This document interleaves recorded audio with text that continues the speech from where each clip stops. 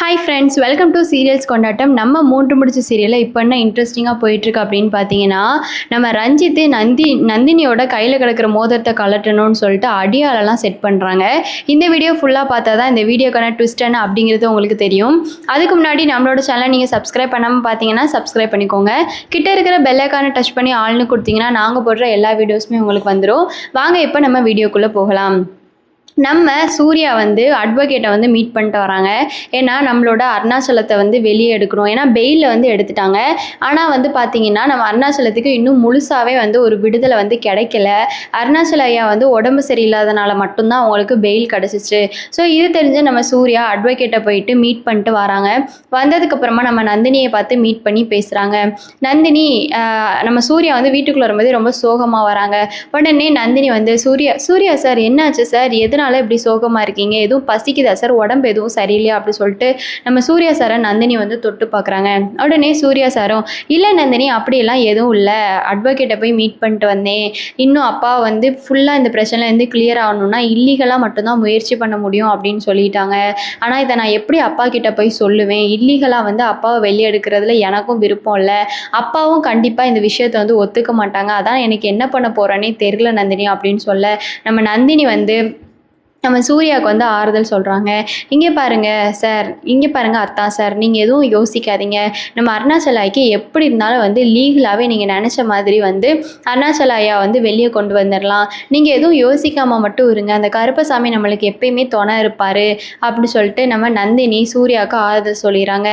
நம்ம சூர்யாவும் நந்தினியை பார்த்துச்சா இப்படி ஒரு பொண்டாட்டி கிடைக்க நான் கொடுத்து வச்சுருக்கணும் நந்தினி, உண்மையிலேயே சரி நந்தினி, நீ இருக்கும்போது எனக்கு என்ன கவலை, நான் எதுக்காகவும் கவலைப்பட மாட்டேன் நந்தினி, எனக்கு கொஞ்சம் தலை மட்டும் வலிக்குது, எனக்கு கொஞ்சம் டீ போட்டு தரியா அப்படின்னு கேட்கவும் நம்ம நந்தினி இருங்க சார் நான் போட்டு தரேன், நீங்கள் உட்காருங்க அப்படின்னு சொல்லிட்டு நம்ம சூர்யா சாருக்கு கல்யாணமும் நந்தினியும் சேர்ந்து அருமையான ஒரு டீயை போட்டு கொடுக்குறாங்க. உடனே நம்ம சூர்யா சாரும் அந்த டீயை நல்லபடியாக குடிச்சிட்டு நம்ம நந்தினி சொல்கிறாங்க, சார் இந்த டீயை குடிச்சிட்டு நீங்கள் ரெஸ்ட் எடுங்க, நீங்கள் எதை பற்றியும் யோசிக்காதீங்க அப்படின்னு சொல்லிட்டு சொல்லிடுறாங்க. சூர்யா சாரும் அதோட ரெஸ்ட் எடுத்துடுறாங்க. உடனே நம்ம நந்தினி சரி கருப்பசாமி கிட்ட நம்ம போய் வேண்டலாம் அப்படின்னு சொல்லிட்டு கருப்பசாமி படத்தை பார்த்து, இங்கே பாரு கருப்பசாமி, நீ நம்ம அருணாச்சல ஐயா நீ வெளியே கொண்டு வந்த உனக்கு ரொம்ப நன்றி. பெயிலில் தான் ஆனால் கிடச்சிருக்கு, ஆனால் முழுசாக அவங்க இன்னும் வெளியே வரல. நீ தான் கருப்பு என் கூட தொண்டை நிற்கணும், நீ எப்பயுமே எனக்கு ஹெல்ப் தான் பண்ணியிருக்க, இனிமேலும் நீ எனக்காக ஹெல்ப் பண்ணணும், அதனால் நீ எப்பயுமே எனக்கு கைவிட்டுறாத. ஐயாவுக்கும் நல்லபடியாக உடம்பு சரியாகி நல்லபடியாக இந்த வீட்டில் எல்லாமே நல்ல விஷயம் நடக்கணும். அந்த ரஞ்சித்தோட கல்பிரட்டோட சாயத்தையே நான் எப்படியாச்சும் வெளுக்க வைக்கணும், அதுக்கும் நீ உதவி செய் கருப்பசாமி அப்படின்னு சொல்லிட்டு நம்ம நந்தினி வேண்டிட்டு போயிடுறாங்க. போயிட்டு நந்தினி யோசிக்கிறாங்க, சரி நம்ம கருப்பசாமிகிட்ட வேண்டிட்டோம், நம்ம இதே மாதிரி நம்ம எப்படி கோயிலுக்கு போயிட்டு நம்ம பிரார்த்தனை பண்ணி நம்ம அருணாச்சலையாவுக்கு உயிர் வந்துச்சோ அதே மாதிரியே நம்மளும் இந்த வாட்டியும் கோயிலுக்கு போய் முட்டி பிரதேசம்னு இல்லாமல் கோயிலுக்கு போய் வேண்டிட்டு வரலாம், மனசுக்கு ரொம்ப கஷ்டமாக இருக்குது அப்படின்னு சொல்லிட்டு நந்தினி கீழே இறங்கி போகிறாங்க.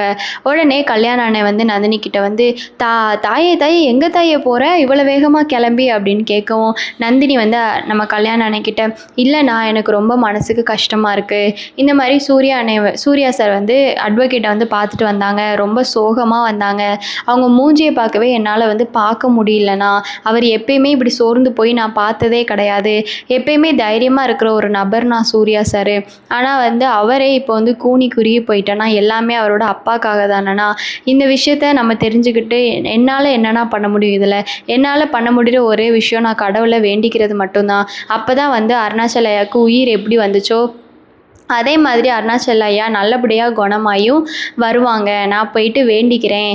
இப்போ அருணாச்சல ஐயாவுக்கு கண்டிப்பாக ஜெயிலில் நிரந்தரமான விடுதலை கிடைக்கணும்னு சொல்லிட்டு வேண்டிக்கணும்னா அதுக்கு தான் கோயிலுக்கு போகிறேன் அப்படின்னு சொல்லவும் நம்ம கல்யாணம்னா சரி தாயே நீ பார்க்கவே ரொம்ப சோர்வாக இருக்க, நீயும் மனசு ரொம்ப கஷ்டப்பட்டு இருக்க, நான் ஜூஸ் போட்டு தரேன், நீ ஜூஸ் குடிச்சிட்டு போ தாயே அப்படின்னு சொல்கிறாங்க. உடனே நம்ம நந்தினியும் சரி நான் போடுங்க ஒரு ஜூஸை குடிச்சிட்டு போகிறேன் அப்படின்னு சொல்லிட்டு நம்ம நந்தினியும் சரி ஜூஸ் குடிக்கலாம் அப்படின்னு சொல்லிட்டு போகிறாங்க. அதோட கல்யாண அண்ணாவும் நந்தினிக்கு தேவையான நல்ல மாதுளம்பழம் ஜூஸாக போட்டு கொடுக்குறாங்க. உடனே நந்தினி அந்த ஜூஸை குடிச்சிட்டு சரிண்ணா எனக்கு டைம் ஆயிடுச்சுண்ணா, நேரம் ஆயிடுச்சு, நான் போயிட்டு வரேன் அப்படின்னு சொல்லிட்டு போகிறாங்க. இப்போது இந்த கல்யாண அண்ணன் கிட்ட நந்தினி பேசின எல்லாத்தையும் ரஞ்சித் மாடியிலேருந்து ஒட்டு கேட்டுறாங்க. ஒட்டு கேட்டுட்டு ரஞ்சித்துக்கு யோசனை வருது, இந்த நந்தினி எப்பயுமே வீட்டை விட்டு வெளியே போகவே மாட்டா, இப்போ கோயிலுக்கு போகிறான்னா கண்டிப்பாக அருணாச்சல அங்கிளுக்காக மட்டும்தான் இருக்கும், இதை நம்ம சாக்கா வச்சுட்டு இந்த நந்தினியை எப்படியாச்சும் கடத்த நம்ம முயற்சி பண்ணலாம். இப்போ நந்தினியை கடத்திட்டோம்னா நம்மளுக்கு 2 பெனிஃபிட் இருக்குது. ஒன்று, இந்த நந்தினிக்கு இந்த உண்மைகள்லாம் தெரியும்னு நினைக்கிறேன். அதனால் நந்தினிக்கு எப்படி இருந்தாலும் தெரிஞ்சிருக்கும். அதனால தான் அந்த மோதிர விஷயத்தில் கூட நந்தினி வந்து உஷாராய அந்த மோதிரத்தை கலட்டவே இல்லை. அதனால் இவளை நம்ம கடத்திட்டோம் அப்படின்னா இந்த மோதிரத்தோட உண்மையும் வெளியே வராது. அண்டு 2வது, இந்த மோதிர கேஸு, இந்த ஹேமா எவிடன்ஸ் எல்லாம் கொஞ்சம் ஒதுக்கி வச்சுட்டு போலீஸ் வந்து நந்தினியை தேடணும் அப்படின்னு சொல்லிட்டு முயற்சி பண்ணிவிட்டு சூர்யா கண்டிப்பாக நந்தினியை தேடணும் அப்படிங்கிற விஷயத்தில் தான் கான்சன்ட்ரேட் பண்ணி போவான். அந்த விஷயத்தில் தான் சூர்யா வந்து கவனம் செலுத்துவான். அதனால் எப்படியாச்சும் வந்து இந்த நந்தினியை வந்து நம்ம கடத்துறது தான் சரியான முடிவாக இருக்கும் அப்படின்னு சொல்லிட்டு ரஞ்சித் வந்து நந்தினியை வந்து பின்தொடர்ந்து போகிறாங்க. நந்தினி வந்து ஒரு ஆட்டோ வந்து புக் பண்ணிட்டாங்க. ஆட்டோ வந்துடுது. உடனே நந்தினி ஆட்டோவில் ஏறி போகிறாங்க. இப்போது ரஞ்சித் அதை பார்த்த இந்த ரஞ்சித்து கல்பிரட்டான ரஞ்சித்து நந்தினியை பின்தொடர்ந்துட்டு கார் எடுத்துகிட்டு போகிறாங்க. எடுத்துகிட்டு போனால் நந்தினி வந்து எப்பயும் போல் ஒரு கோயிலுக்கு உள்ளே போயிடறாங்க. உள்ளே போயிட்டு நந்தினி வேண்டிகிட்டு இருக்காங்க. ரஞ்சித் வந்து உடனே வந்து ஒரு ஆளை செட் பண்ணுறாங்க ஃபோன் பண்ணி. இந்த மாதிரி இந்த லொக்கேஷனுக்கு வந்துடுங்க அப்படி இப்படின்னு எல்லா டீட்டெயில்ஸையும் கொடுத்து சென்ட் பண்ணி அந்த ஆளையும் வர வச்சுறாங்க. உடனே வந்து அவங்க எல்லாரும் ஒரு காரில் வந்து அந்த ரவுடி கும்பல்ஸ்லாம் வந்து காரில் வந்து இறங்கிடுறாங்க. அப்போது நந்தினி கிட்ட வந்து ஒரு ரவுடி வந்து பிரச்சனை பண்ணுற மாதிரி, நீ ரொம்ப பார்க்க சூப்பர் ஃபிகராக இருக்காளடா, செம்மையாக இருக்காளடா அப்படின்னு சொல்லிட்டு கூட்டமாக வந்து நந்தினியை முச்சிடுறாங்க. அப்பன்னு பார்த்து நந்தினி கோயிலில் வேண்டிட்டு வெளியே வரும்போது தான் இந்த மாதிரி ஒரு சம்பவம் நடக்குது. உடனே நந்தினிக்கு வந்து என்ன பண்ணுறதுன்னு தெரில. அதோட நீங்கள்லாம் யார்டா எதுக்காடா என்னை சுற்றி வரீங்க அப்படின்னு சொன்னோடனே, யாரா இருந்தால் உனக்கு என்னடி, நீ பார்க்க எவ்வளோ நல்லா இருக்குது தெரியுமா, ஸ்ட்ரக்சராக இருக்குது தெரியுமா, ஒரே ஒரு நாள் மட்டும் எங்கள் கூட வாடி, உன்னை அனுபவிச்சுட்டு விட்டுடுறோம் அப்படின்னு சொன்னோடனே நம்ம நந்தினிக்கு என்ன பண்ணுறதுனே தெரில. நந்தினி கையில் ஃபோன் கூட இல்லை. உடனே நந்தினி அங்கேருந்து வேகமாக வந்து ஓட ஆரம்பிக்கிறாங்க.